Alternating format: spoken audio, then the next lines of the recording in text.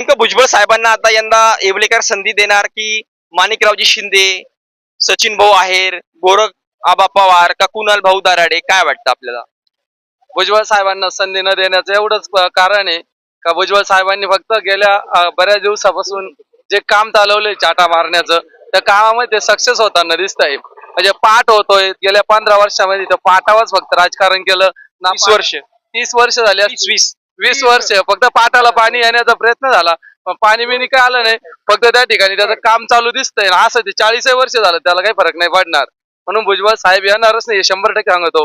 पण हे किंचित जर जरांगे पाटलांनी मराठा फॅक्टर दिला एखादा सचिन भाऊ आहेर असं नाही तर कोणी असो त्या निमित्तानं तर निश्चितपणे यावेळेस मराठा कॅन्डिडेट सचिन भाऊ आहेर असेल किंवा कोणी देऊ त्यांच्या पाठीमागे राहील आणि निश्चित त्याचा फायदा त्या कॅन्डिडेटला 100% होणार. काय वाटतं पाटाचा जो पाण्याचा प्रश्न आहे 20 वर्षापासून पाणी येतंय, आता ते नव्याने